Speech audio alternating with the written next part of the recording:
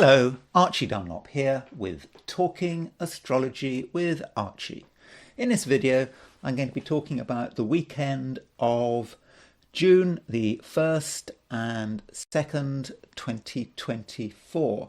Now, as far as my main topic is concerned, well, it has to be Donald Trump, doesn't it? I mean, I know I've talked about Donald Trump quite recently, but I think I do need to talk about him again because we've just had this verdict that he's been found guilty of all these charges relating to the payment of Stormy Daniels. You know, it's complicated. I'm not going to go into the details. If you're interested, you probably kind of know these details, but it was essentially about money which I think came from a business but was used for something personal, and of course he was also trying to use this payment as a way of helping his campaign in 2016. I think not that anyone cared because he didn't want people to know about Stormy Daniels, and it was hence the hush money trial. So I will be looking at it, and I want to look at it from a perspective really of the United States and the United States chart, because I think actually this verdict is not really about Donald Trump. I think it's more about America, and I suppose it sort of raises the question of how objective is the judicial system. I'm not convinced that the judicial system is objective in the United States, and I think that there is always going to be political motivation, and I don't say that in a particularly partisan way. You know, I remember with the 2000 election, basically the Supreme Court threw it to George Bush Jr. So in this case, I think it seems to be that to me that the judge, as far as I'm concerned, I'm not a lawyer, obviously, but from what I could see, it seems to me that the judge sort of nudged it in the direction of the prosecution. I'm not convinced that Trump necessarily got a fair trial. In the same way, I don't think the Supreme Court was fair in giving the election to George Bush Jr. So it's not like a particular problem of the right or the left. I think it's a particular problem of the judicial system. And I'm wondering if that can actually be reflected in the United States' chart, because I actually think it can. I think actually America as a country finds it very difficult to be objective, even though I can also see in the chart this amazing claim of objectivity. But I will be looking at that, and I will be looking also at the chart for the conviction of Trump. I do actually think, though, that the chart for the sentencing is in July the 11th, on July the 11th, and somehow is going to be more significant than the actual conviction chart. I just got that feeling. I just got a feeling that this summer, well, this summer in general, I think it's going to be a long, hot summer. I think that things are going to get more complicated in the world this summer. And yes, I will be looking at what's going on July the 11th. But before I do that, I want to look at the astrology and the I Ching for this weekend of June the 1st and June the 2nd, 2024. So here we have the chart. There's American flag, there's Donald Trump, part of Donald Trump. That is also Alvin Bragg. He is the district attorney for New York. Don't have a time of birth for him, but he's obviously very pleased with himself, having got this conviction of Trump. But I will be looking at his chart, but I don't think I can tell a great deal about his chart. But there are some Jupiter-Pluto issues that perhaps we need to consider there. Now, turning to the chart of this weekend. This is the horoscope for the weekend. I've set the horoscope for midnight, June the 2nd, 2024. That is like the middle of the weekend, when Saturday becomes Sunday. I said it for New York time, but it doesn't really matter. You can see that in the middle of the weekend we've got the moon in Aries. So in general, it is a moon in Aries weekend. To be precise, the moon enters Aries on Saturday morning at 4:28 a.m. London time. So if you are in Western Europe and the Americas, then pretty much it's going to be Aries all weekend long. Now, someone did actually point out when I talk about time zones that I forget Africa. And so apologies for that. So, Africa, I suppose, covers largely the European time zones. I suppose East Africa starts to drift into sort of Middle Eastern time zones a bit. But, if you're in Europe and in Africa, then it's pretty early in the morning a moon moves into Europe. And of course, I know Africa is a big place. It's a wide place as well. There's a difference between, Casablanca and on the west, and Djibouti in the east. I think they cover quite a chunk of longitude there. But I am also sort of referring to Africa here when I say that the moon goes into Aries early in the morning, fairly early in the morning.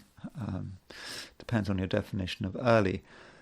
It's probably it is the same for the Middle East. But if you are in, if you're in Australia, New Zealand, Philippines, Japan, then the moon is going to move into Aries later in the day. So it may not be until late afternoon on Saturday that the moon enters Aries. So to an extent, it does depend on your time zone. But if we look at the weekend as a whole, I think we can pretty much say that the moon is in Aries. And with the moon in Aries, I think it's very different from the moon in Pisces. I think it's more dynamic. There are things that we want to do. We want to have an active weekend, and many of us, and we're not prepared to just sit around doing nothing. We want to have an impact, and so there's going to be perhaps less focus on emoting, as one might have happened with Moon in Pisces, just wondering how we feel about it, perhaps soaking up the vibes. No, we want action, and I think in most cases that is appropriate because the North Node is in Aries. North Node is about where we should all be going. It's what is the right thing to do. If a moon is conjunct North Node, we should perhaps follow our impulses within reason. I mean, we can't just follow our impulses for the sake of it. Perhaps we have to ask ourselves where these impulses come from.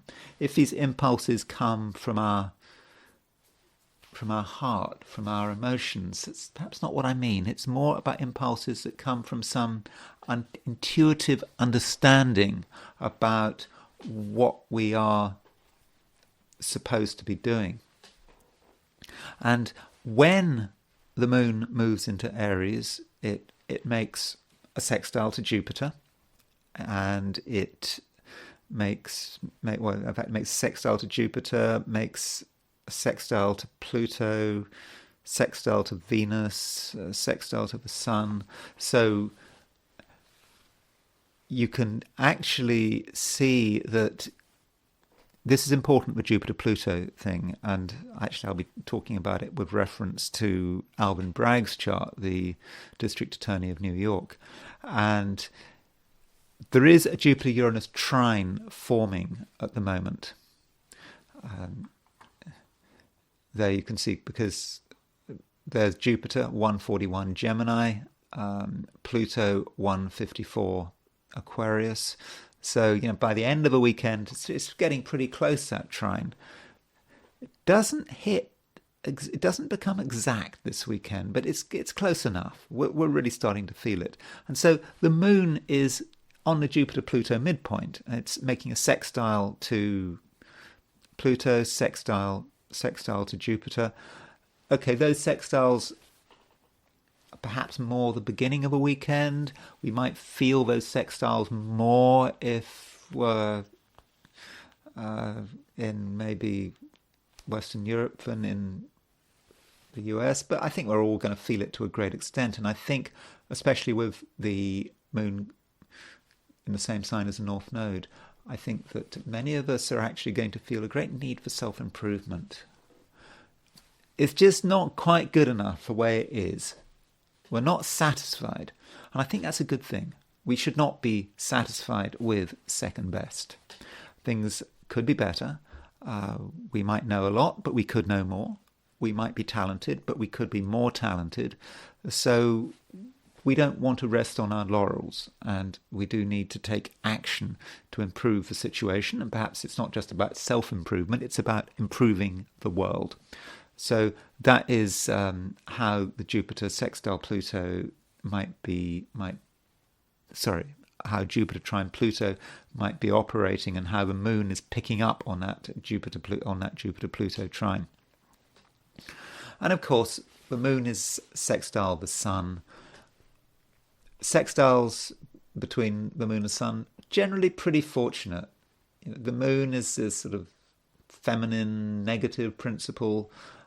Sun is a sort of masculine, positive principle. And when they're in sextile, they relate to each other well. The masculine and the feminine are balanced. The positive and the negative are balanced. And so that perhaps gives us the opportunity to engage in harmonious activity. Though I suppose we should remember it is a waning moon.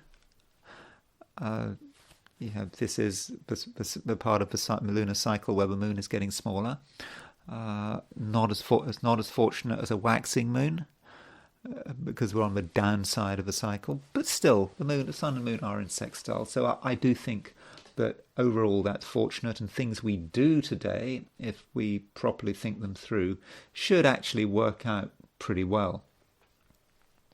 Though on Saturday I should point out that Mars is semi-sextile Uranus. See, there's Mars, 24:45 Aries, Uranus 24:14 Taurus. So that Mars sextile Uranus, probably going to be stronger on Saturday rather than Sunday. That Mars sextile Uranus is going to be perhaps a little bit difficult. Mars in Aries likes to take the initiative, likes to do stuff, wants to act first, think later. But Uranus can be trouble. Things happen we weren't expecting. And so, yes, I know I'm advocating the idea that we take the initiative. I think that's good. But if we do it without thinking, we might get into something that causes a problem. At worst, it could be an accident. And I think in many cases, if there is going to be some accident or trouble, it's because we want to do something. We start doing it, and we immediately hit a hurdle. We might just hit the material world, bang, Uranus in Taurus. And so we hit a hurdle, but we keep pushing against it, and then suddenly we cause trouble. We're so anxious to get things done that we don't think it through, and we get ourselves into real trouble. So that could be Mars semi-sextile Uranus. Then we move into Sunday, and on Sunday, probably the main aspect is Moon conjunct Mars. So the Moon sort of has done its sextiles to Jupiter, Venus, and the Sun. Then it moves to conjunction of Mars. Now, Moon conjunct Mars can be difficult. It can be a bit angry. So Guido Bonatus, he was a monk who was sort of active in the Middle Ages. I think Guido Bonatus, but I think he would be consulted during wars and sieges, saying what time to attack. And Guido Bonatus wrote a list of aphorisms, and when talking about Moon Mars, he said something like, "The woman is always right, I'll warrant." And what he meant by that is, we're talking about Moon Mars, he says, the general advice, obviously his readers were men, of course this is, I'm sorry to focus on gender, but that was, this is the Middle Ages, and so he was talking presumably to a male audience, and he was just basically saying, don't argue with women with Moon conjunct Mars. So specifically, if you're a man, there's Moon conjunct Mars, because Moon is a male planet. Moon conjunct Mars might represent an angry woman. So the woman is always right, our warrant. I think that's what he said, something like that. He said, just don't argue with women, because you're not going to win. I think that was an argument with Moon Mars. But more realistically, on Sunday with Moon conjunct Mars, yeah, there could be arguments. There could be people just getting angry. We could get angry. Whatever our sex or gender, Moon conjunct Mars is about anger, and fast anger. It's not just Moon conjunct Mars, it's Moon conjunct Mars in Aries. So that is the broad picture in terms of what's going on astrologically. There are a couple of midpoints worth noting. The Sun and Venus are both aspecting the Uranus-Neptune and the Uranus-Aries midpoint. And that's a reminder that Neptune is now getting very close to the Aries point. It's about universal confusion. Can be about drugs. It can be about acting in behind-the-scenes ways, chemicals, poisons. But with the Sun aspecting the Uranus-Neptune and the Uranus-Aries midpoints, I think there is some danger, but we get a little bit confused, because Sun on Uranus-Neptune is, as Epitin says, Uranus-Neptune is elimination of a waking consciousness, and then it moves from. Then it's also on Uranus-Aries. So I think we have to be careful that we don't do things in a daze. We might take action, but at the same time, really want action, but at the same time, just not be completely with it. We're just half awake. So if you're going to do something dramatic, make sure you're not drunk and make sure you're not half asleep. So that might be one way of looking at it. Now, looking at the heliocentric picture, I haven't looked at this beforehand, so I don't think there's a huge amount going on. So there is the heliocentric picture. I don't think. Well, yes, I do think, actually, because I think there is something we need to consider. So what's happening here is that there is actually a heliocentric T-square. So there we have the Earth opposition Venus. So the Earth and Venus running roughly at the same speed. Remember, the Earth opposition Venus is the same as Sun conjunct Venus. We're just looking at the Sun conjunct Venus in a different way. And Earth is getting so close to Venus opposition. And so there is a certain uneasiness with other people and with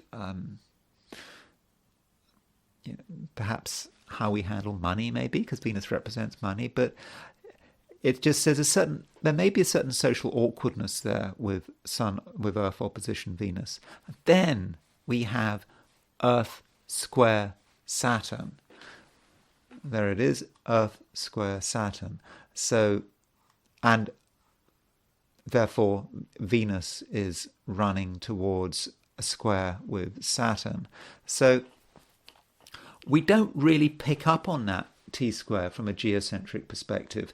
And that heliocentric T-square may suggest that relationships may be more difficult than imagined.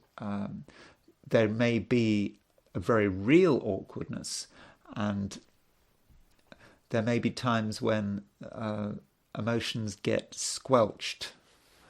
And I suppose that's a reminder that the moon has left Pisces. It's moving into Aries, and the emotional side of things is not so important. But it's perhaps about thinking about our own needs and our own priorities rather than other people's needs and priorities. There is scope there for being selfish and for just being completely focused on surface appearances. So I think we should monitor our own behaviour and perhaps monitor other people's behaviour. It may be a collective thing. I do believe heliocentric as charts are more about the collective rather than the individual. And so that may just talk about bad things happening in the world, people doing things because it has to be done, and forgetting the human dimension. Okay, so having done a quick review of the heliocentric picture, I want to look at the astrology for the 12 signs. So let's go back to the regular view. So these are my forecasts for the 12 signs for the weekend of June the 1st and 2nd, 2024. Aries. The moon is now well and truly in your sign. Okay, it's true that if you're in Australia or New Zealand or East Asia, the Philippines perhaps, the moon might move into Aries maybe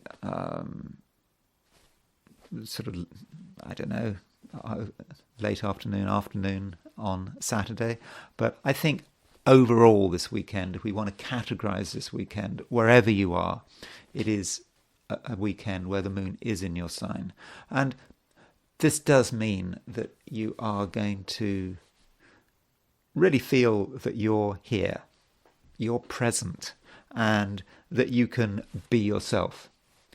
You don't have to pretend to be someone else. You don't have to worry that you might cause offense. Yeah, you might cause offense, but that's not the point. You don't have to worry about it. You really know that there are things to be done, and you just want to get on with it. And I'm fairly confident that you are doing the right thing. And that is because the North Node is in Aries. The moon is making a conjunction to the North Node. Remember, the North Node is the direction that we are supposed to be going in. And you know which direction you're going in. And if you listen to your intuition, you will get it right. Now, listening to your intuition, as I said in a broad sense in the introduction, is not necessarily the same as listening to your feelings. Feelings can be treacherous. They can lead you in many different ways, and they can let you down. But if you listen to your intuition, and that is that fundamental Aries sense of what is right, and it's not something you have to think about, not something you have to analyze. It's just there. It's just with you. You just know. And I think that it will be very straightforward. And I think you're going to be helped by the fact that the moon is making, favorable aspects, sextile aspects to Jupiter, Venus, and the Sun, and in fact, it's making a sextile to Pluto. So I think that you're going to be more fortunate than usual, and I think you should not be afraid of being moral. So I think that your sense of right and wrong is perhaps going to be stronger than usual.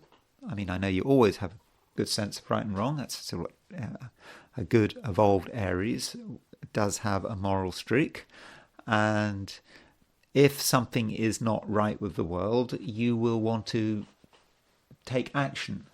You won't want to hesitate, and you're really helped by the fact that the moon is making a trine to Venus. So Venus has a big connection with other people, with relationships, and it does seem that you can make the right allies. I think that people are going to like you. You'll know how to get on with people without having to get too close to them.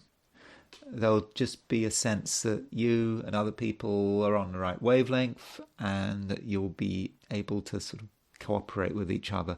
And so that does look pretty good. Though towards the end of the weekend on Sunday, the moon does start making a conjunction to Mars. And yeah, Mars is your ruler. Moon conjunct Mars, that is very powerful. But it can make you a little bit too hasty. There are going to be things that really could make you really annoyed, and you have to make sure that your annoyance isn't pushed too far. Ideally, you get irritated about something and you just go and do something about it. But Moon conjunct Mars, some danger that you lash out. It could be that someone perhaps lashes out at you, but I think that is just something you need to be very slightly aware of. So don't push things too far. But overall, Aries, I think it's a weekend that you can get things done, and I think that your relationship with other people is going to be dynamic and constructive, and it might even be exciting. Taurus, you, in one sense, Taurus, you might feel that you need a bit of a break, that you're not quite ready to take on the world and its challenges. Perhaps you just feel that you've got a limited amount of energy. So I think that you would probably be right in that view. And you don't have to be there all the time.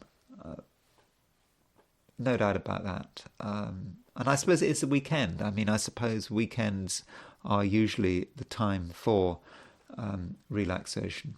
But still, I think there will be times, Taurus, when you feel that something has to be done. It's that kind of weekend, and it affects everyone, Taurus included. But you do have to consider why you are doing what you're doing. And I think part of the problem is that your unconscious mind is actually quite close to your conscious mind.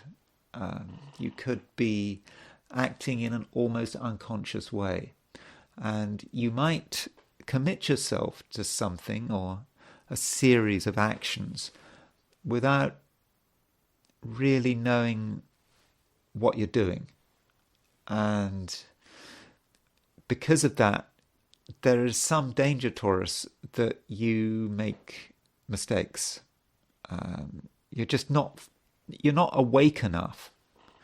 And I think under those circumstances, Taurus, it's really going to be important that you are stone cold sober this weekend. Because when you're not stone cold sober, perhaps, I don't know, you might be drinking, or if you're in a state where, in American state where marijuana is legalized, you might be doing something else. But if you're not all there and you make a decision, then that decision might come back on you. So you have to be really 100% aware of what you are doing. And I think we also have to remember the heliocentric perspective, because from a heliocentric perspective, the Earth is moving towards an opposition of Venus, which is your ruler, and Venus is moving towards a square of Saturn. And that could confuse you. And you might feel that it's difficult to get things done. You feel constrained. You may feel that you just have to be, you have to push things, and you have to but you're not really in a mood for pushing things at all. You feel frustrated, and certain relationships may not run as expected, and at the same time, you might have occasional sort of foggy thinking. That's not going to help. And so I think, Taurus, there is a possibility of making mistakes and being confused. But it needn't be like that. If you really are, as I said, stone cold sober. And I think that may be the way to deal. For example, I said that heliocentrically, Venus is moving towards a square with Saturn. Geocentrically, the Venus is also moving towards a square of Saturn, by the way, but that will just take a bit longer. Maybe you're even starting to feel that. And I suppose the constructive way of seeing Venus square Saturn is about just being very focused and very disciplined. Just thinking that you've got a lot to sort out and there's no room for mistakes. And so that is probably the way to deal with things. Now, on Sunday, I should point out that the moon is making a conjunction to Mars. And with the moon conjunct Mars, maybe relationships need to be treated with a certain amount of caution.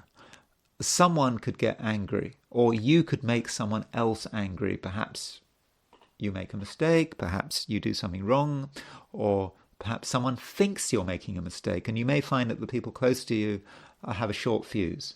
So tread carefully. But again, if you are stone cold sober, it should be okay. And that I think is the best way for dealing with the world this weekend. But also, don't feel any pressure to be with people, be in a group, socialize. If you've got people you trust, people you like, fine, but don't push it, because I don't think the results will be particularly satisfactory. Gemini. I think it's a day when you're going to be feeling quite good. You can still feel the conjunction between Mercury and Uranus, which that took place, Thursday, Friday, particularly Friday, but it's still around that Mercury-Uranus conjunction. And that Mercury-Uranus conjunction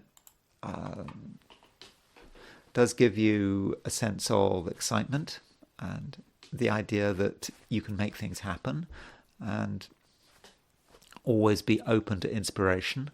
But it's a kind of inspiration that comes in a fairly isolated and secretive way. If you want inspiration, you're not going to find it with other people. It's something that you have to find perhaps on your own, perhaps in prayer or meditation.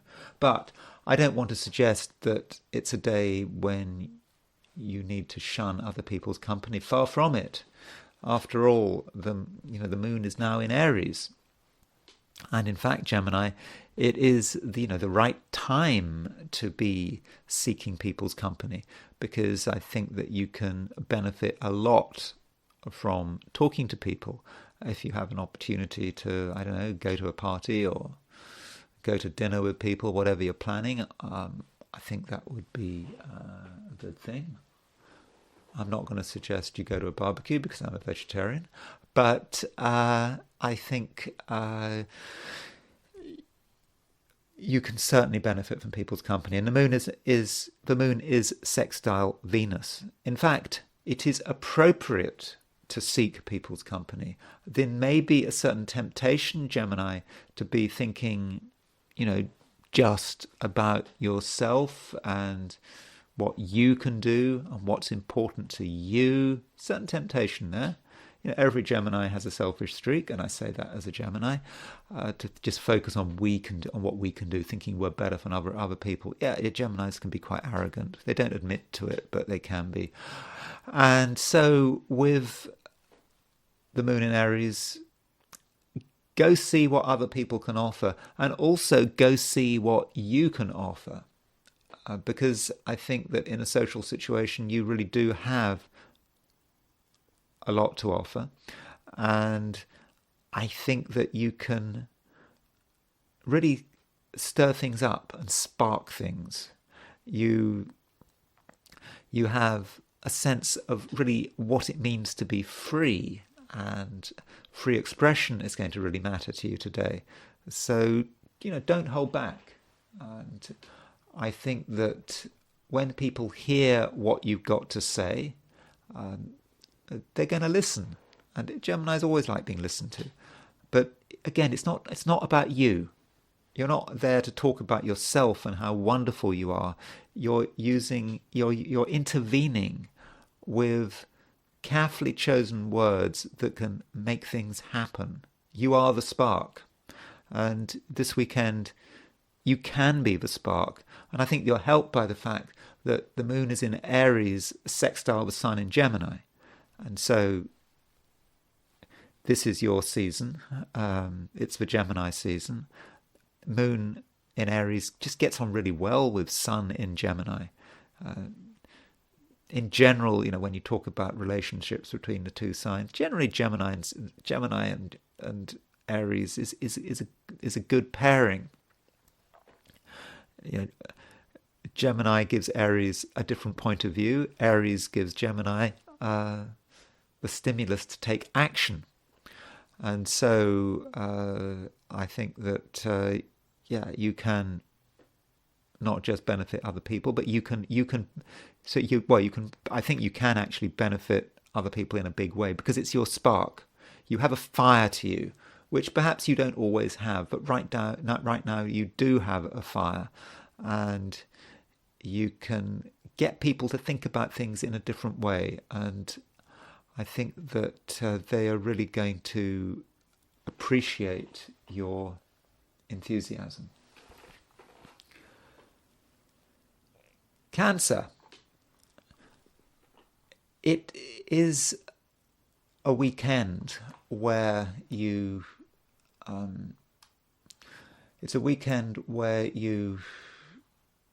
It is a weekend. I mustn't forget that. I can sometimes be tempted to just think it's just a day, but this is a video every week where I talk about the weekend as a whole. And so this weekend, Cancer, you should be very focused on being seen. People need to be aware of you. It's not a time to be hiding. You need to make sure that whatever you think, that whatever your opinions are, people do get to hear them. And so don't be afraid. Don't be too self-conscious. Yeah, I understand Cancerians can be a little self-conscious. And this weekend you might be thinking, wouldn't it be better just to retreat? That would be easier. Maybe you can wait until your birthday. Maybe even. That's a long time. Well, it's not such a long time, is it? The Cancerian birthday season starts in a few weeks' time. And so you might be thinking, well, wait until the end of June. But no, you don't need to wait until the end of June. And this weekend, you do have a lot to contribute. And things should just be very easy. And that is because the moon is making favourable aspects to Jupiter, the Venus, and the Sun. And it's a time when you can be with other people, you can have a high profile, but at the same time, you don't have to compromise yourself. I understand, Cancer, that there are certain things that you like to keep to yourself, that you don't want to put your whole self and your emotional vulnerabilities out there for everyone to see. But you don't have to do that. As a Cancerian, you are very good at creating boundaries. That's what Cancer is all about. It is the crab. It's able to hide behind its shell. The shell is always there, so the crab can move around in a social environment, but be sure that it's got a shell, a hard shell to protect itself. So do remember that. So don't be shy, and you can decide what information you want to give out. And in a way, you can also be a little bit devious if you want to be. So you can be out there for all to see, but at the same time, you can be working in ways that people aren't aware of. So in terms of power and control, I think, Cancer, you can be really effective, and you'll have a strong sense of what you want and what you want to happen. And if you have goals this weekend, if there's something you want to achieve by, I don't know, Sunday night, and of course they're reasonable goals, then I'm fairly confident that those goals can be achieved. And you are going to be luckier than average. And I think that in terms of relationships, things look good. I mean, the moon is sextile Venus. Venus is the universal significator of relationships. And so with the moon sextile Venus, your social skills are going to actually be very good. Your social skills are going to be helped by your natural Cancerian sensitivity. But you don't have to work on an emotional level if you don't want to. Just simple conversation. Cancerians are very good at talking when they want to. I mean, part of the reason they're good at talking is because, they pick up on who someone is, what someone wants, and they just feed it back to them. Cancerians are very good at that.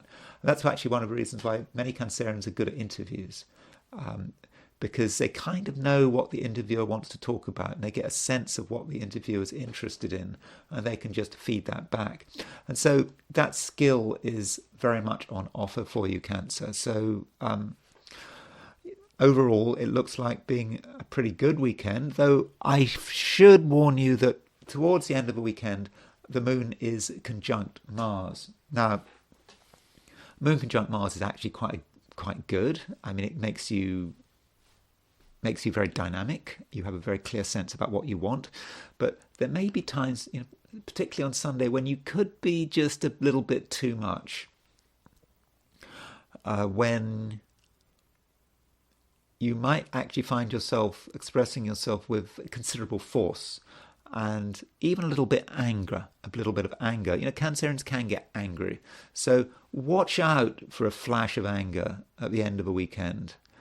It might spoil things, but I think would be unnecessary. So do monitor yourself, particularly Sunday, maybe late on Sunday, and just make sure that things don't get out of control. Just might get angry about something just completely out of the blue, and it could spoil things, but it needn't if you just exercise a little bit of sensitivity and discretion. Leo, you do have to be a little careful this weekend, because I'm not convinced that you're entirely with it, at least not all weekend. I think there could be moments when you lose touch with reality. I don't want to exaggerate it, but you could just be drifting and dreaming, and the link between what is real and what is unreal could be a bit tenuous. And at the same time, you want things to happen, no doubt about that.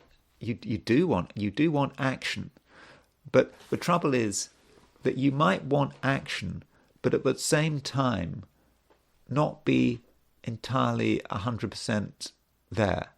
And so your desire to create action might end up being a confusing mess. So don't rush into things, and don't assume that you're quite as organized and quite as with it as you think you are. Unless, of course, we're thinking about something on a sort of spiritual level. So if you want to focus on your spirituality and you want to be somewhere safe, when you're perhaps in your own space or somewhere that is secure, then that's okay. It is actually, Leo, quite a spiritual weekend, and I suppose the thing is, you mustn't what you mustn't do is confuse the spiritual and the mundane. I suppose it's like in the Bible, render unto Caesar. I can't remember the exact quotation. Render unto Caesar what is Caesar's. Render unto God. What is. You mustn't confuse the spiritual and the material. They're two separate domains. So, yes, you should be having an active spiritual life, but your active spiritual life should have nothing to do with what's going on the material plane. They're two separate things. If you try to mix the spiritual and the material, you're going to get yourself into trouble, and you're going to get yourself really confused. And I suppose that may refer also to the sort of the philosophical, not just the spiritual, sort of your wild ideas, broad ideas, which may be fantastic, but may not be real in terms of your everyday life. And I know that we're supposed to let the spiritual and the material just blend into each other naturally, but today I think a bit of caution really is required. And this is especially the case if you actually want to take the initiative in the real world. You've got to make sure that your initiative is based on sound principles, based on material, on secure material foundations. And so, it's not a time, for example, for religious fanaticism. I mean, I'm sure that if you're a religious fanatic, you will not be watching this video. But if you happen to be a religious fanatic, I would just say be really careful, because you could make a fool of yourself. Just do focus on the difference, and you can look up that passage in the Bible, the render unto Caesar, and you can think about it and think about how it refers to you. But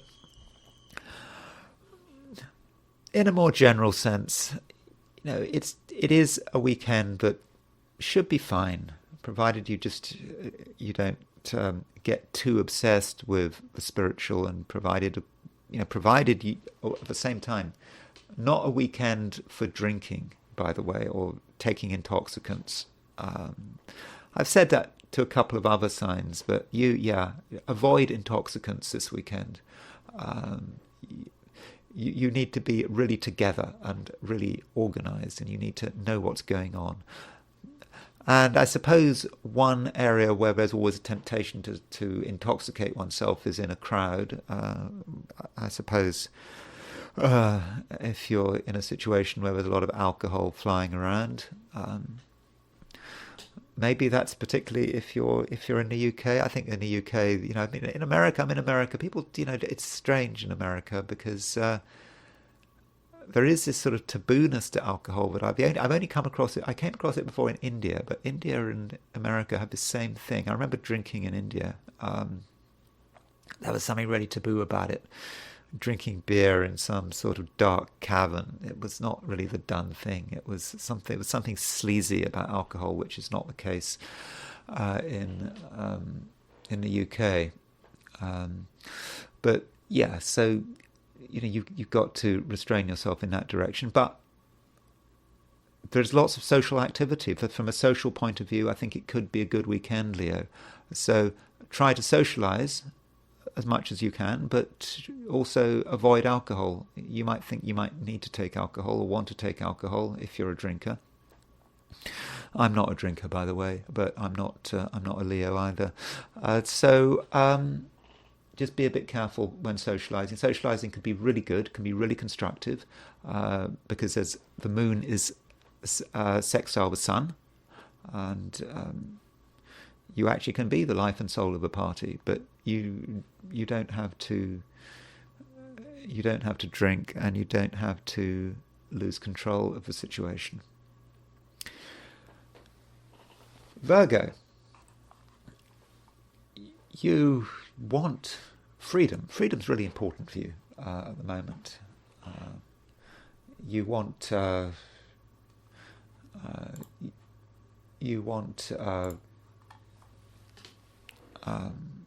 be able to express yourself in full, and I think that you, to an extent, you carry a vision of freedom, and it's a vision of freedom which I believe that you can share with other people.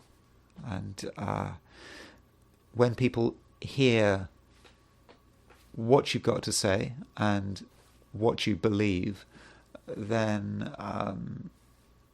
they're going to pick up on your message, really quickly. And so don't hold back. And if you feel, Virgo, that in any way you're being constrained,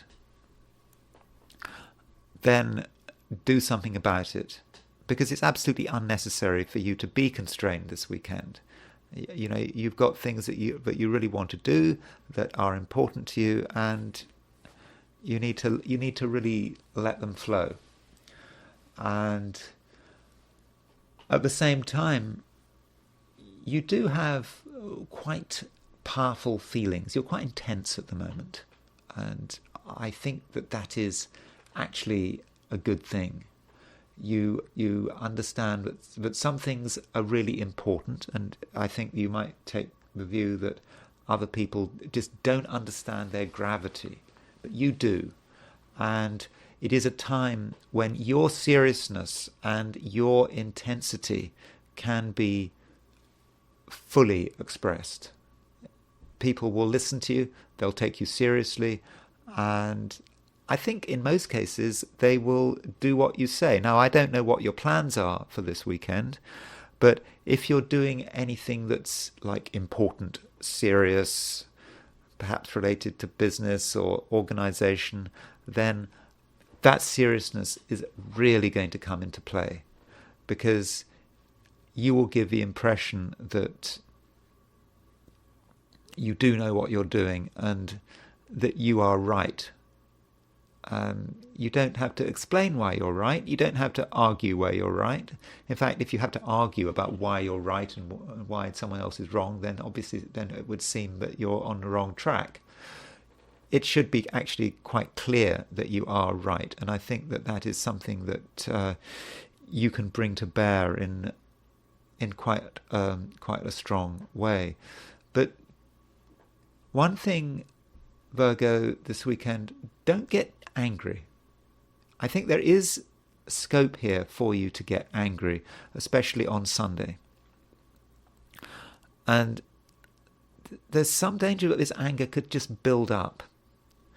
And I think that if you're getting angry, then it must mean that somehow you're failing to make your position clear. You're perhaps failing to express yourself in a full and constructive way. And so the moment you feel yourself getting angry, if you start feeling angry, especially on Sunday, then perhaps you just need to think, why you're getting angry. And I think you might find in most cases that the reason you're getting angry is because you're not doing something. You're not saying something. Maybe you're afraid of what will happen if you were to be honest.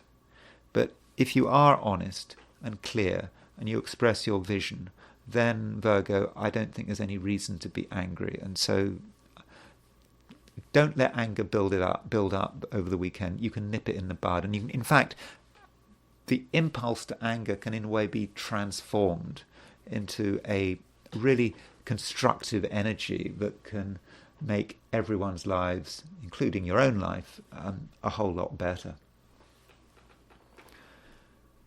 Libra. This weekend, you may find yourself having to put a lot of effort into other people's needs and concerns. That's inevitable. I mean, after all, the moon is in Aries, and Aries is your opposite sign, so that's certainly to be expected. But you don't want to take it too far. You have your own needs, and if you spend all your time focusing on other people, then you're going to get annoyed, and you just might feel that you're missing out on something.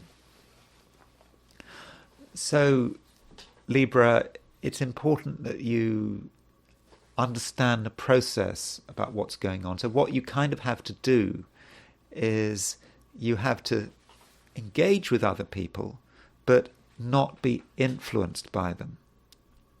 You don't have to stay in one place for too long. So maybe that's how to deal with it. Yes, there are people to deal with. You give people your time, but you know when to stop. When are you giving someone too much of your time? And you have to recognize that moment and then act decisively to move from one scene to another. And I think by doing that, you can really make the most of the social opportunities without being suffocated by them. I think that is going to be important.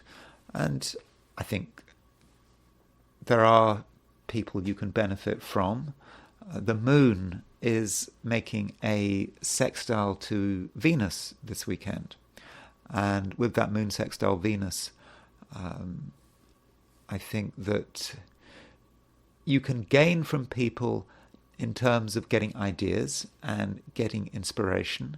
I think actually you do need a little bit of inspiration.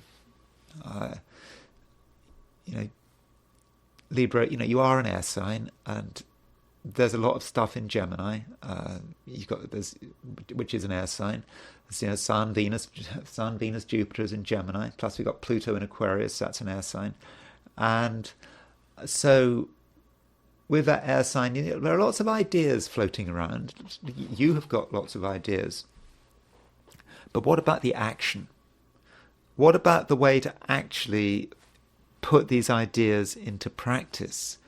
Well, that might not be quite so easy on your own.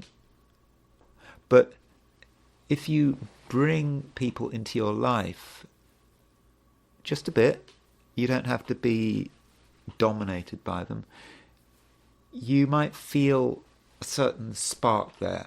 And that's especially the case if we're talking about fire signs, or people who seem fiery. I suppose the fire signs, Aries, Sagittarius, Leo, particularly Aries.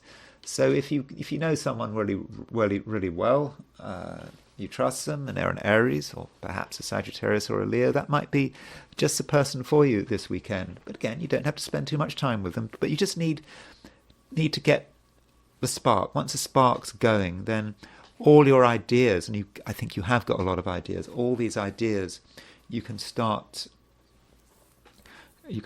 putting them into practice.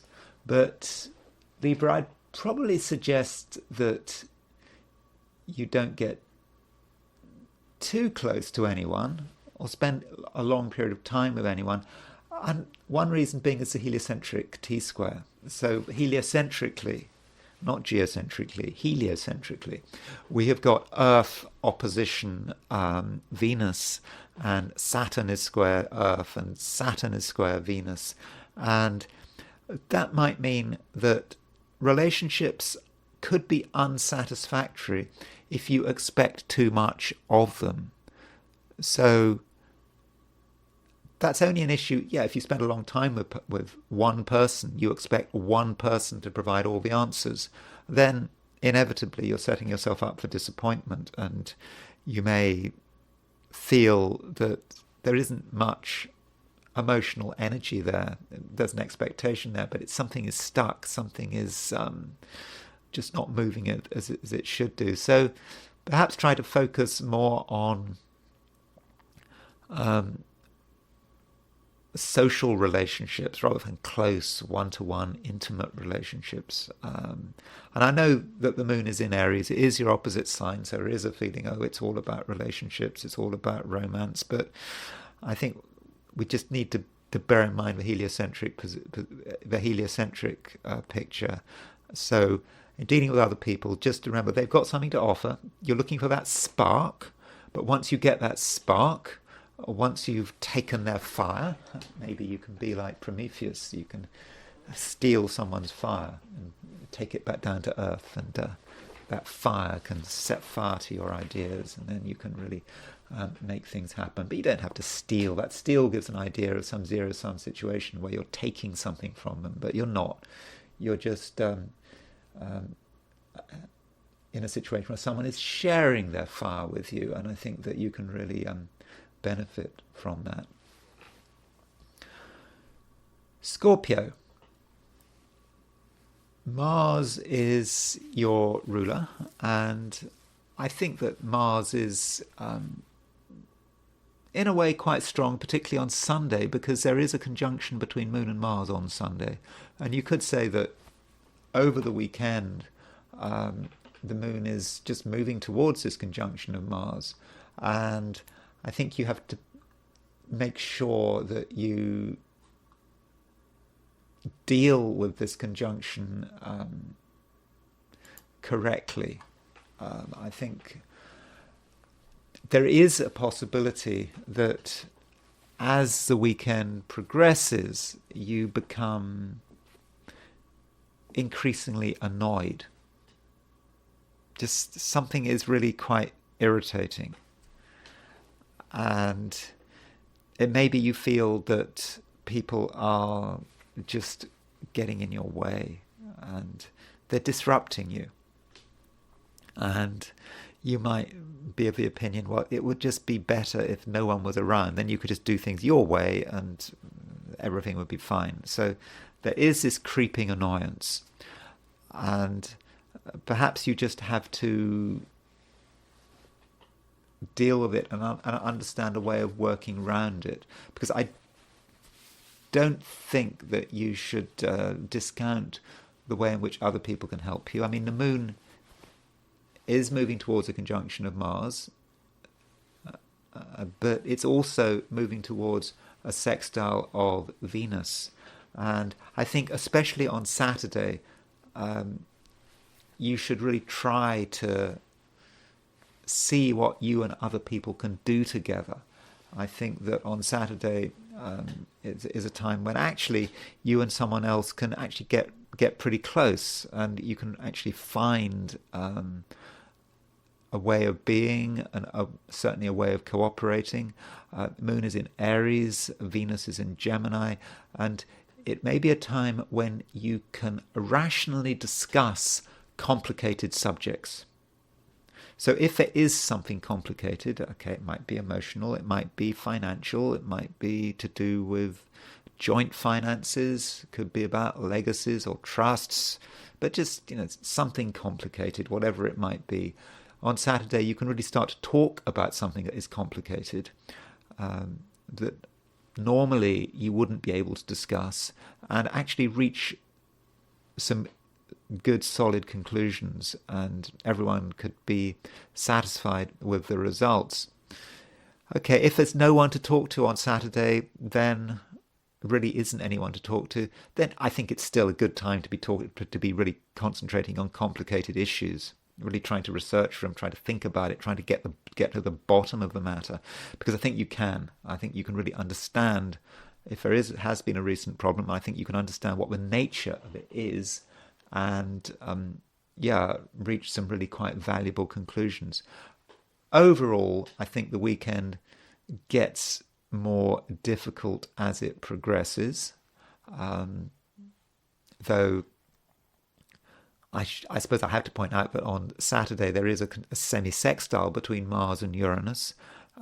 That semi-sextile between Mars, remember Mars is your ruler, Uranus can be the planet of accidents, mishaps, things happening out of the blue. So Saturday, do watch how you go. Don't do anything that's risky. Don't allow yourself to get angry. But as you move into Sunday, okay, the Mars semi-sextile, Uranus might be breaking up, but the Moon is moving towards a conjunction of Mars. So perhaps on Sunday, you should be on your own, or be in a place where you're in control, and that energy shouldn't be focused on anger. It should be focused on getting things together. So if you want to do things in your own way, organize things, sort out things that are out of place, then now might be the time to do it, and that might be the most constructive way of using your energy. Some Scorpios may feel that as the weekend progresses, they want to take a lot of exercise. They might feel that it's the right thing to do. I understand in a general sense, exercise is a good thing to do. It's healthy, I suppose. But when I see joggers, I often say to myself, that person jogging, they're jogging. I see them jogging every day, but their jogging is not going to. They're not going to live an extra second because of their jogging. That's my view. I may be wrong on that. I'm not giving health advice there. That's just my prejudice. But I think exercise could be important to you. More exercise than usual. That is a good thing. But bear in mind what I said, Saturday, Mars semi-sextile Uranus. That is a little bit accident prone. Sunday, Moon conjunct Mars. So be a bit careful there and make sure you don't take it too far. And work out what is perhaps the right and healthy approach to exercise. Sagittarius. It's a weekend where things seem to be happening. I think Sagittarius, you have a great sense of yourself and what you can be doing and what you need to do to be creative. Yeah, you are very creative this weekend. And there are things you can do which are really very special, and they are connected with you. And in a way, they are quite special in a way, but can you share that specialness? Sometimes when you're doing something that's really important to you, and you think, well, if only other people could know about it. If only other people could realize how good something was, how powerful something was, you might even feel a little bit evangelical about it. But no, I don't think other people are going to understand. So there are some things which there's just no point in sharing. It's not about secrets. It's just that you can't expect people to appreciate things in the way you appreciate them. And that is just the way it is. And just so focus on what's important to you in your own private world. And if other people are interested, that's fine.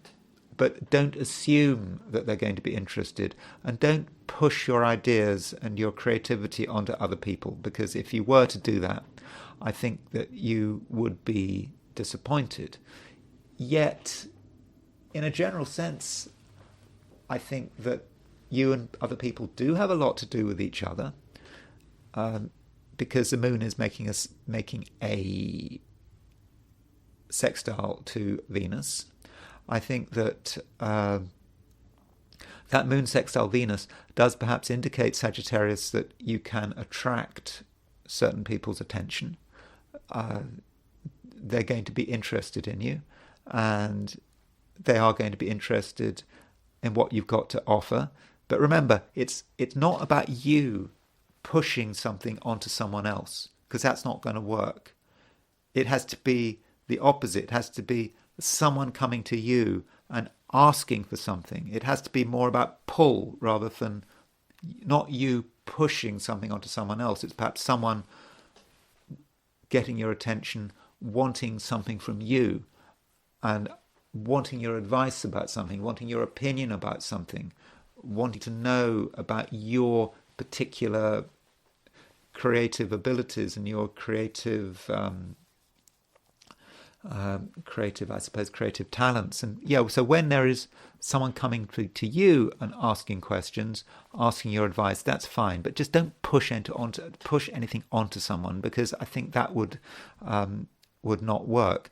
But in terms of relationships, I think overall, I think you and other people on a one-to-one basis can get on really well, because we've got stuff in Gemini. Gemini is your opposite sign. It's a sign opposition Sagittarius.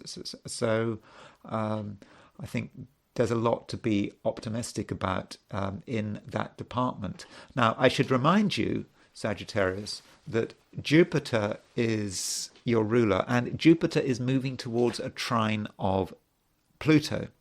Now, that trine is exact. I think it's exact on Monday, not exact over the weekend, but you're starting to feel it. And so with Jupiter trine Pluto, it's a time to be really considering what you can do. It's a time for pushing yourself, for making the most of what you've got.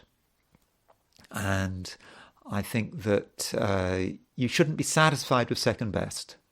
And whatever you feel you can be, I think you can. It's possible.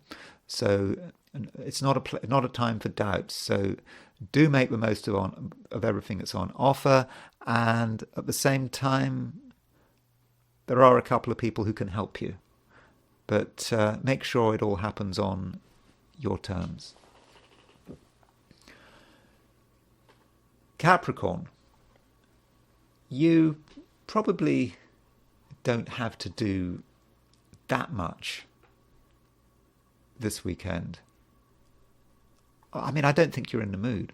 I think that you want to focus on your own interests, your own concerns. I mean, that's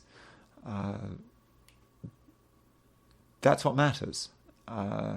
And I think that if you try to have a high profile over the weekend,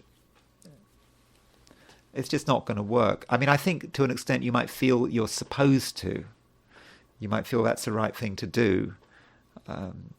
Perhaps you're just worried what other people are doing. And you might feel you have to check. But do you really have to check? Maybe it's a time when you need to be thinking about yourself and, for example, what's going on in your home, making sure that you and your family are getting on well with each other, and making sure that in general everything is in good shape. And that's what it's all about. So perhaps you start the weekend thinking about the broad concept of harmony. What does harmony mean to you? And why is your life perhaps inharmonious? I'm not saying it is inharmonious, but what makes your life inharmonious? What is upsetting your vision of harmony? And I think if you really think about it, it's not about what's happening out there. It's about what's happening in your immediate life, at home with your family. That's what matters. And if you can concentrate on that, that is the right thing to do. But don't put too much energy into one single thing. Certain danger there. So you might decide that one little thing is the only thing that matters. And you could just put so much energy into that one little thing that you actually destroy the one little thing you're trying to sort out.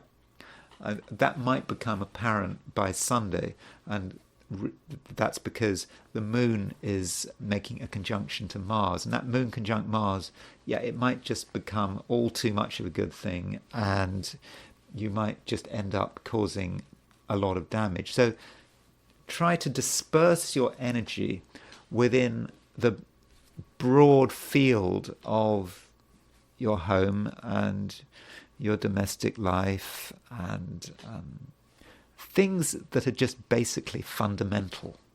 And I think that's the right way for handling things.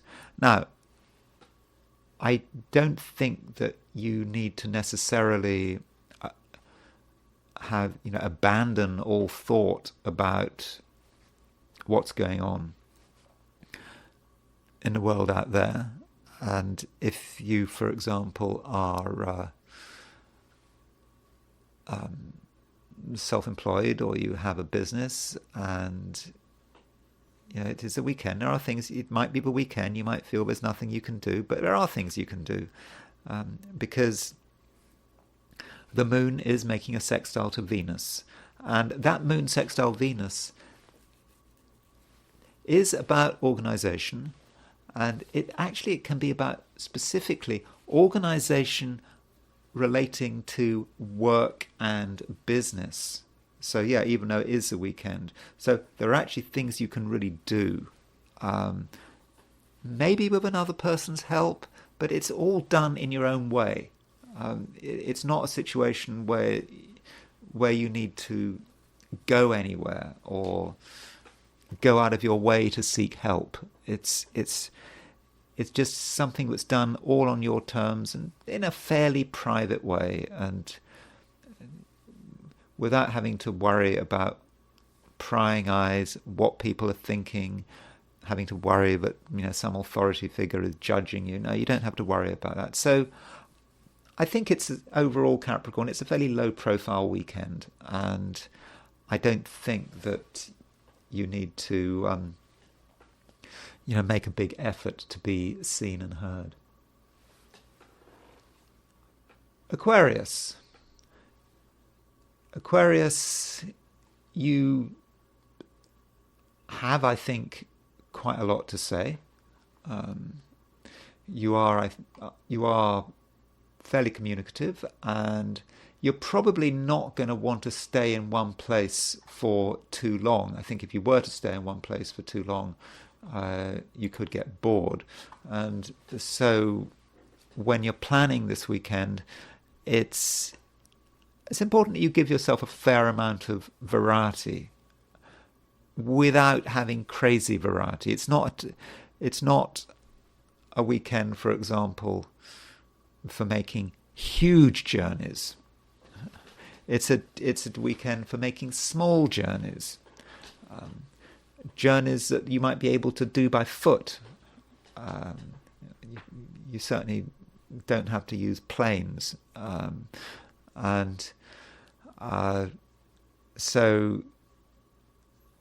suppose there might be plane travel, but if you're traveling by plane this weekend, it's probably not going to be a fun weekend. But long distance traveling is not the right way to approach this weekend. Even planning long distance traveling is not a good idea. But if you can just focus on your immediate environment, lots of little trips, seeing different people, and saying different things, because I think consistent variety is going to be very important to you. And while you're going about it, Aquarius, try not to be too judgmental, because from a heliocentric view, we do have a square between the Earth and Saturn. And so Saturn is your ruler. Earth, I suppose we could see Earth in this case as just people, everything around you. It's the world in which you live. And with that Earth square Saturn, you may feel that you have to structure things.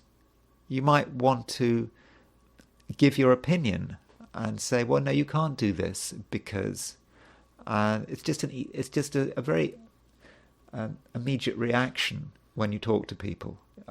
You could be judgmental, and I think you have to be careful about that. I think in most cases, being too judgmental could be a mistake. Now, there will be situations, or at least there could be situations this weekend, where you have to be judgmental.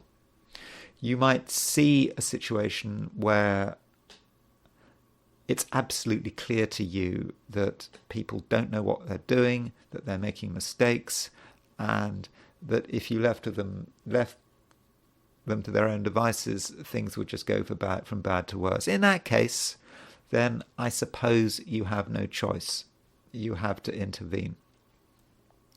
And you have to perhaps lay down the law. But in most cases, I think, Aquarius, you should be with people, not judge, but perhaps regard your role as to encourage.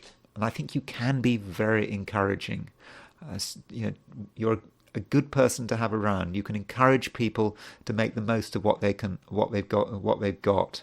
And I think that in most cases, people are going to really appreciate your company. Pisces. It's a time, Pisces, when you may be thinking a little more about money than usual. It just can't be avoided. You understand that things have a price, and that you have to ask yourself, can you afford that price? Do you want to afford that price? Is it necessary? And a lot of your energy may be going into making sure perhaps that things can be paid for, or you might reach the conclusion that some things can't be paid for. And so it is the right thing to do, to be thinking about money. I know it's supposed to be the weekend, but it's a time when you can actually pause and ask yourself perhaps whether something is really worth it from a financial perspective. And you might be a bit concerned that there's something you really want to do, but you're also realizing that what you want has a cost. And so that is a bit tedious. But the moon is making a sextile to Venus. And that sextile to Venus, I think, is fortunate.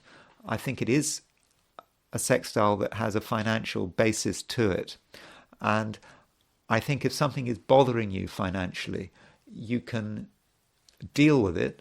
And if another person is involved, you can actually talk it through and come to some kind of agreement. And in terms of your home, if you've been thinking about spending money on your home, and I understand sometimes money you do if I suppose particularly if you own your own home, and I understand that homes are expensive, and keeping up homes are expensive. But if you've been thinking about money and spending money, you might get some insights about how to spend less money. And if someone makes you an offer, say you need something done in your home, and someone makes you an offer, then I think you have the ability to reduce the price with that moon sextile Venus. I suppose it works both ways. I suppose if you're in a business of homes or fixing homes and you're trying to get as much money as possible, then perhaps your negotiating skills are going to be good and you're going to be able to get more money than you expected. So in terms of homes and real estate, then I think you have a natural skill there in terms of negotiating and bargaining and communicating. If that isn't of immediate relevance, then your home is still going to be important, and your home is a place where you can make money. It's a place where you can profit, and it's a place where you can understand money.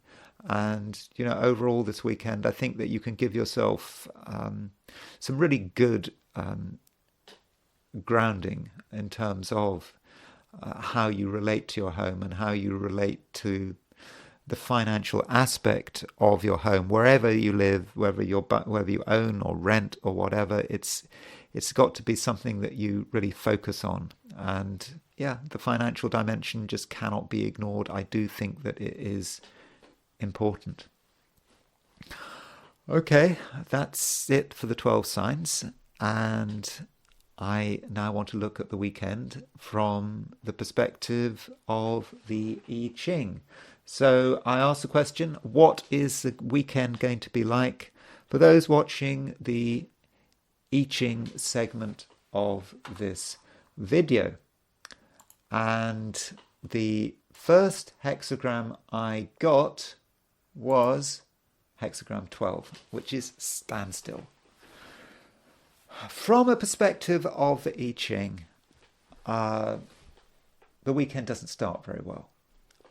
It just might feel that everything is stuck, nothing is moving, and people who are in some respects inferior are, the I Ching likes to use words like inferior. I know it's in the modern world inferior, as all these unpleasant hierarchical connotations, but we have to go by the I Ching. And so people who we feel are inferior seem to have more power than they should have. And it's just really difficult to get things done. And that could be especially the case on Saturday. It just might feel that just things are really stuck. And the people the people we can trust, the people who should know better, are somewhere else. Maybe they're just not even engaged with the situation because they don't want to be engaged with the situation. They're concerned by it. And so it might sound, to begin with, quite difficult, and nothing is happening. And I think in the first instance we do need to accept that. Now, there is a moving line, and the top line moves. That top line is quite a fortunate line, because what we're dealing with, we have all these lines of standstill. We go from the bottom to the top, and we see the process of standstill. And when we reach the top line breaks. It means finally it comes to an end. We get a breakthrough. So things do start moving in the end, and we finally find that our efforts start to work, that things return back to the way they should be. And okay, it might be, but we need a little bit of help. Perhaps the right person needs to show up and move things. I suppose maybe it's like opening a jar. When you've got a jar of something with a metal cap and it just will not move and move. You keep trying to move it and it just will not move, and you keep trying, and then finally you give it to someone else and they just do it in the first try. Of course, you'd loosened it anyway, hadn't you? But we get that movement, and this hexagram standstill transitions to hexagram 45, which is gathering together. And so this may apply more to Sunday, but it's a time when people come together with a collective idea. They're all focused around some principle, some guiding principle, and we get the action we need and we get the support we need. Now, going back to standstill and that top line, in terms of what breaks the deadlock, it may be that there's a little bit of a conflict that is required. And it's a kind of conflict that maybe it's going back to standstill, just quickly going back to it, that top line. The conflict may be in a conflict where under normal circumstances we perhaps wouldn't win. But in this case, we do win because perhaps we're in the right. And once that standstill is over, yes, then we move to 45, gathering together. It's about people gathering around a leader very often. I mean, people who are strong maybe don't need outside support. That's true. So if you're reading this, if you're watching this, and you are in a really strong position, really strong, maybe in terms of your status, you're, I don't know, rich, successful person and you're watching this, then maybe you don't need people to be gathering around. Maybe not. But this gathering together is particularly important for ordinary people, people who don't have much power. And those people, when they gather together around a common purpose, then they can make things happen. It's like a couple of days ago I was talking about this oak tree near Olympia in Tumwater, where the city want to cut it down, and all these people are trying to save this oak tree. And that's the example.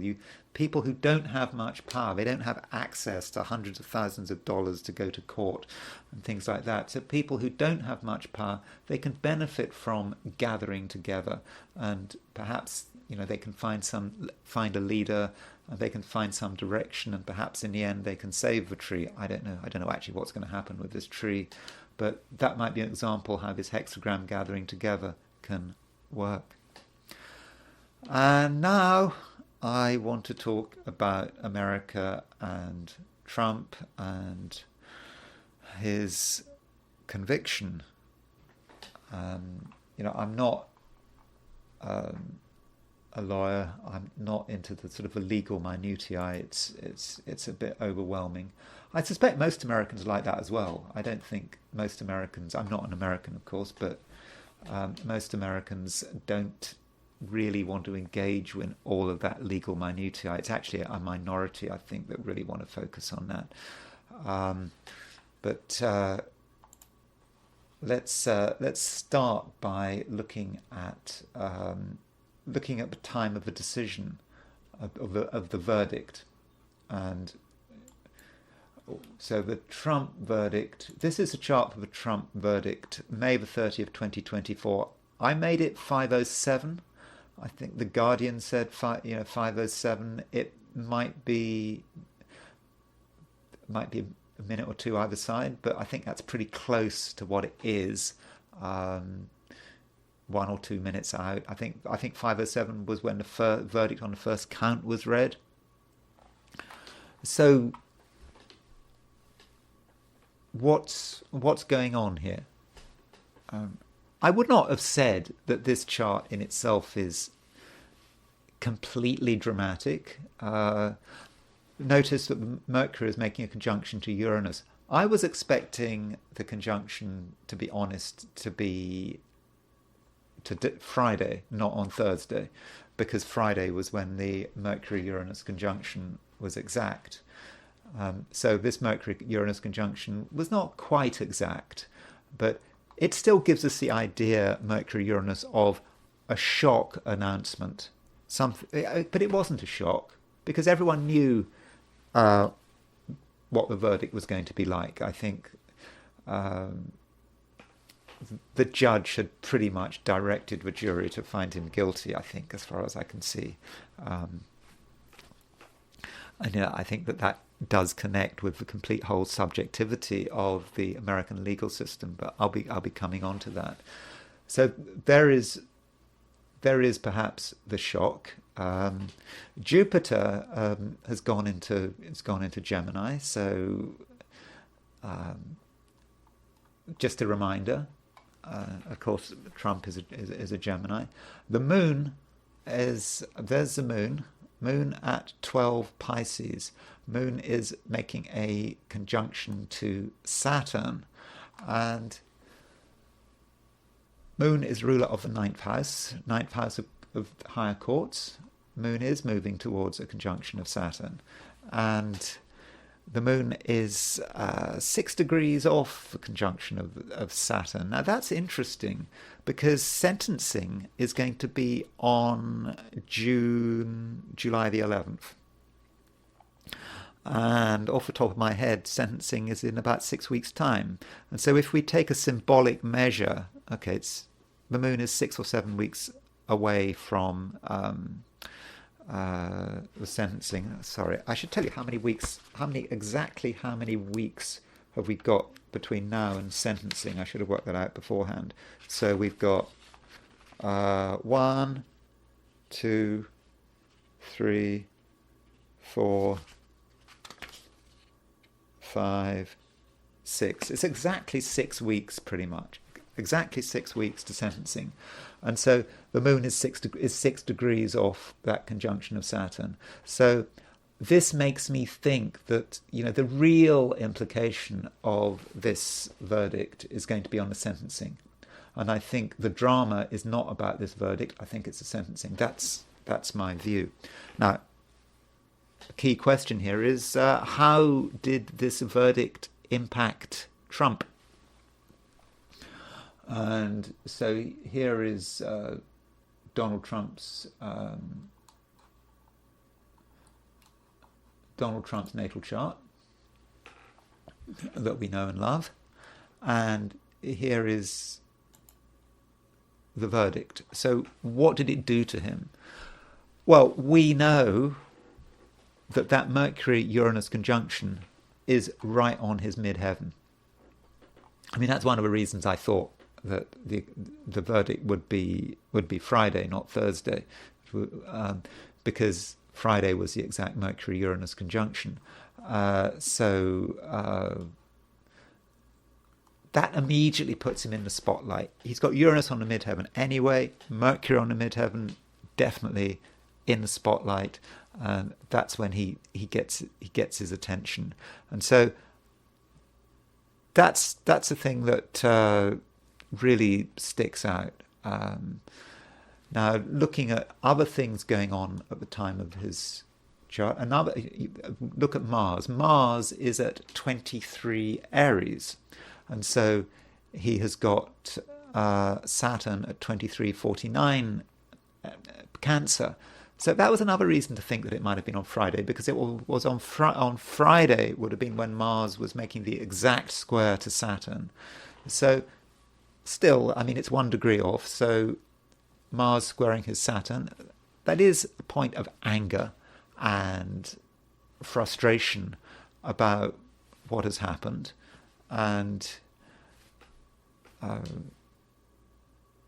we knew that was going to happen, but he may feel that really aggrieved by it. And I think in terms of what he said, obviously he was aggrieved by the whole thing.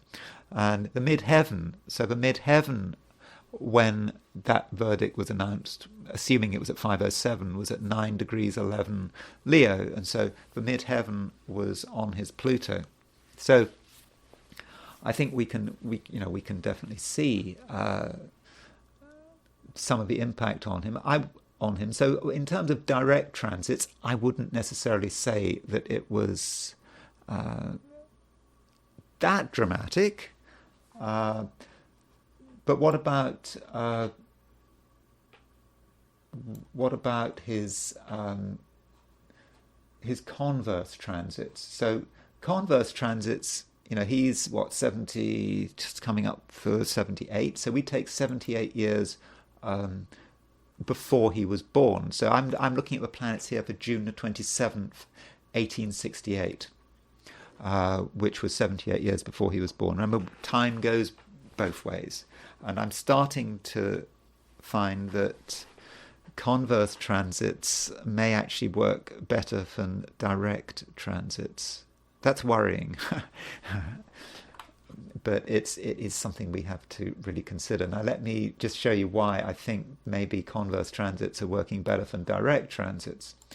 So inside the inner wheel, we have got Donald Trump's chart. Outer wheel, we've got his converse transits, the positions of the planets on June the 27th, 1868. Remember, this is the same time period between his birth and May the 30th, 2024, but we take that same time period, but we run it backwards before he was born, 78 years before he was born, which takes us back to June the 27th, 1868. And there are just a couple of things to notice. Firstly, Mars was at 27 degrees 6 minutes Taurus. It seems to be on Algol, but we have to remember, because of the precession of the equinoxes, it's not actually dead on Algol there.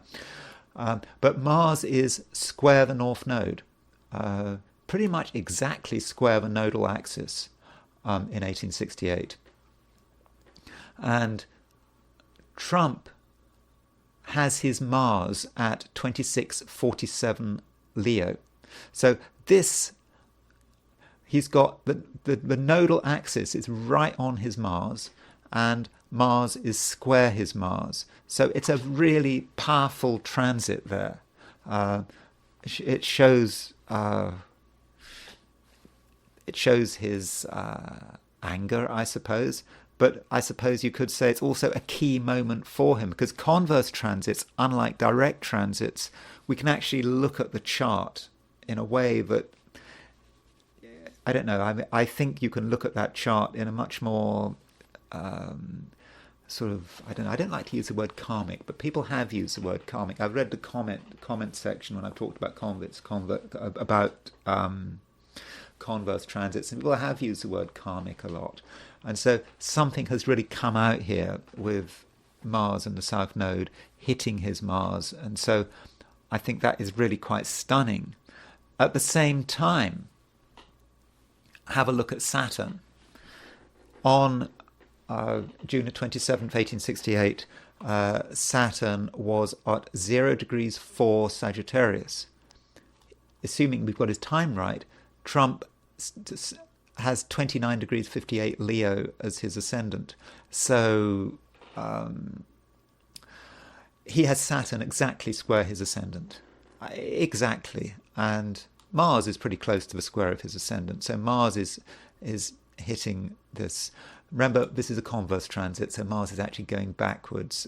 Direct transits are going backwards. Retrograde planets are going forward.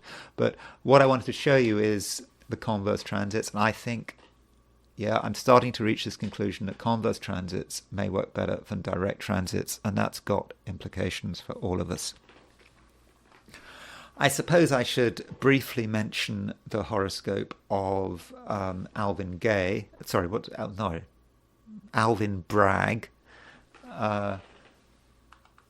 Alvin Bragg. So Alvin Bragg, I don't know what time he was born on October the 21st, 1973. So he was a district attorney.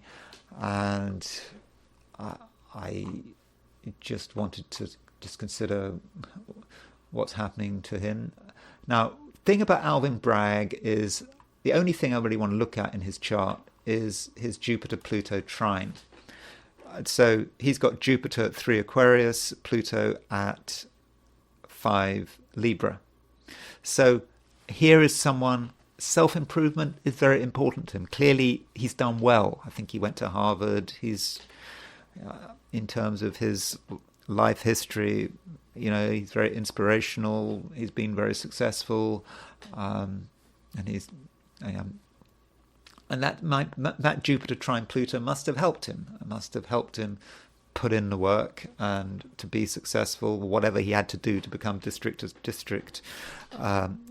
attorney, whether it's making contacts, connections, whatever he had to do, he did it, and he's very motivated in that direction.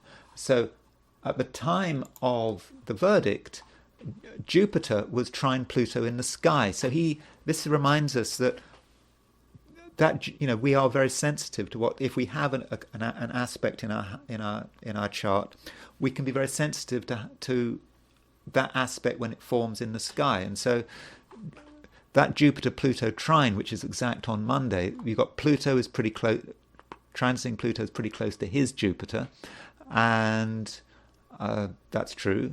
And there is transiting Jupiter is trining his Pluto, so it all forms this sort of this trine pattern. So it was all very easy for him to get this verdict, and I suppose it will help him, won't he? He's into self-improvement. He's ambitious, so I think that Jupiter-Pluto trine was working very well for him. But what about America? Where does that fit in? I mean, is this a big deal for America? So here's the American chart. And I did want to make this point about America, and you may disagree with me, and you probably will disagree with me. But with America's chart, you've got a chart that is Cancer. It's got the moon got the sun in Cancer. It's got a load of stuff in Cancer. It's got Venus, Jupiter, Sun, Mercury in Cancer. It's also got a lot of stuff in air. I mean, it's got Mars in Gemini, and it's got the moon in Aquarius. And so I think, particularly with that moon in Aquarius, there is that contradiction, isn't there? That moon in Aquarius gives the impression of being independent-minded and of being objective. And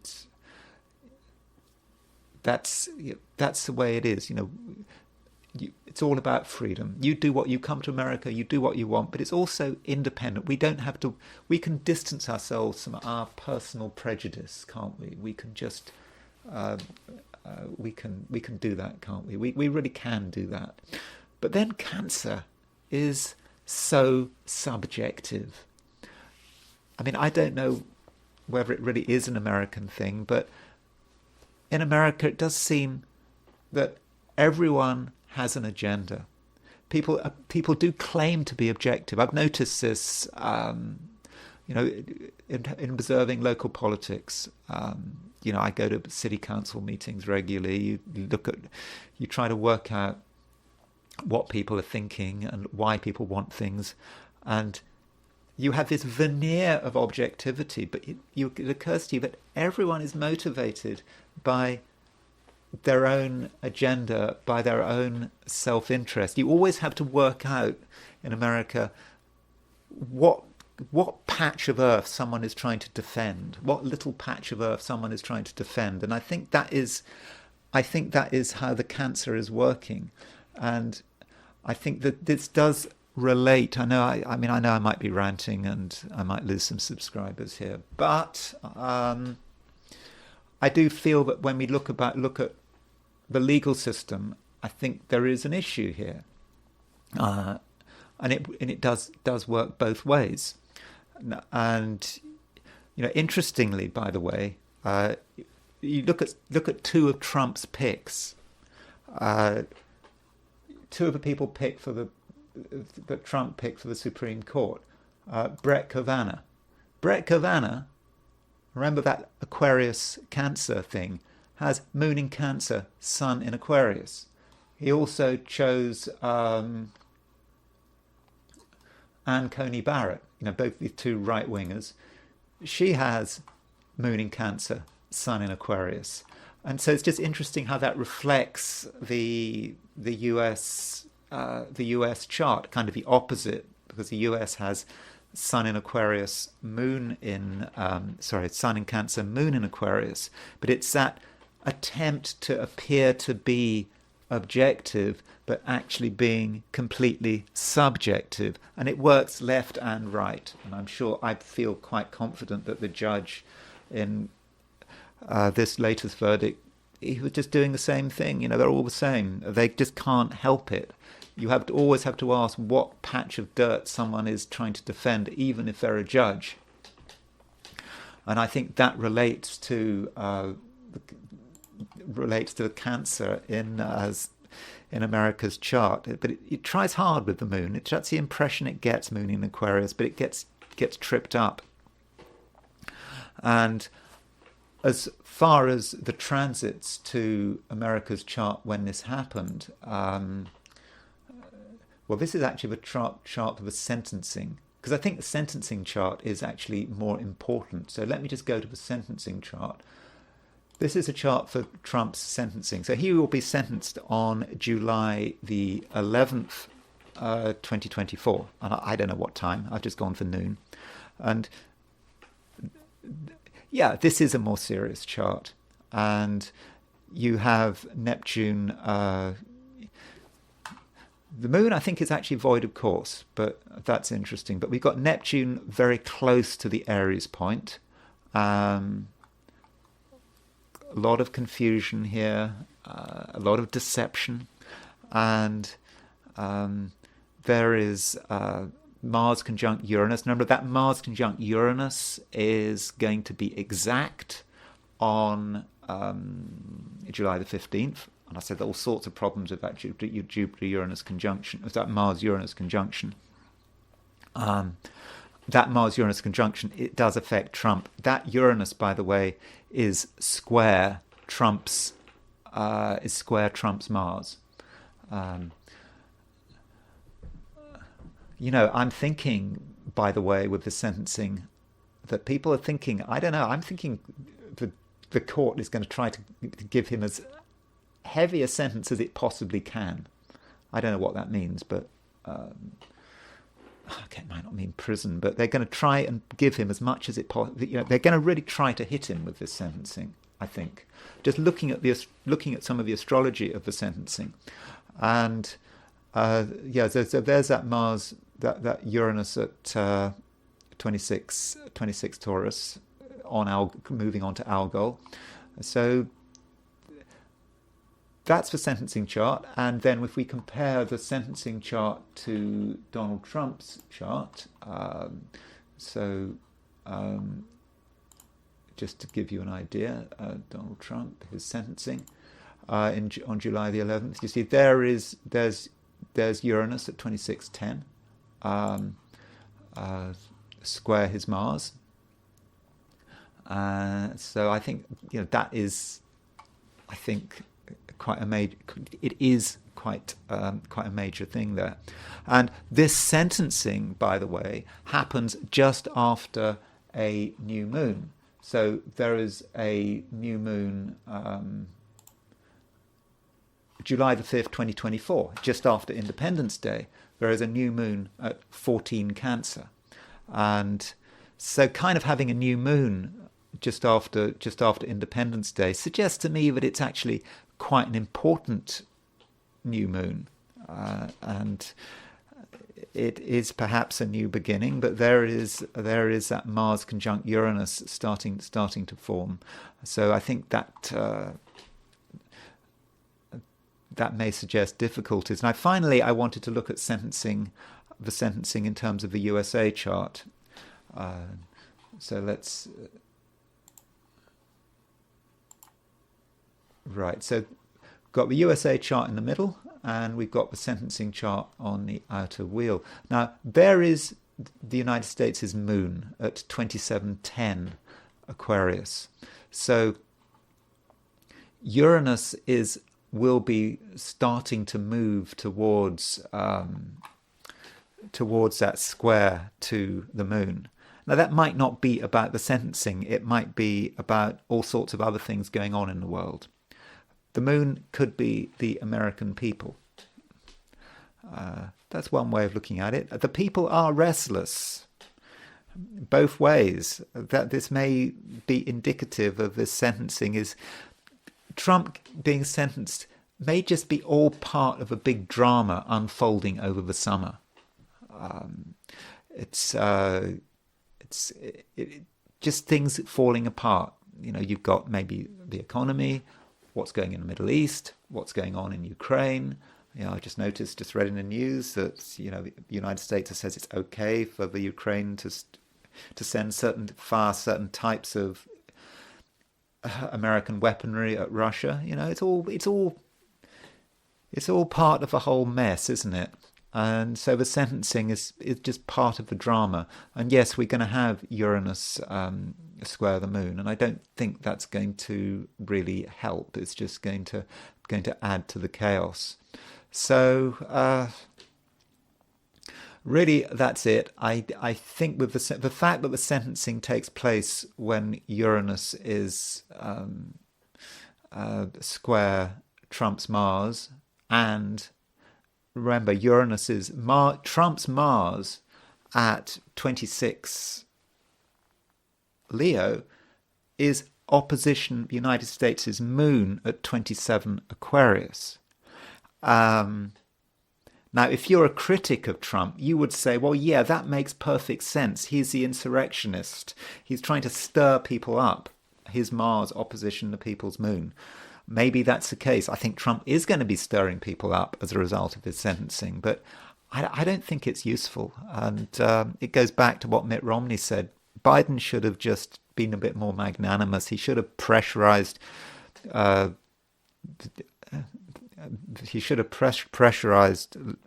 state governments to just leave Trump alone. Yeah, I know America are obsessed about the law, but the point is, it's just stirred things up.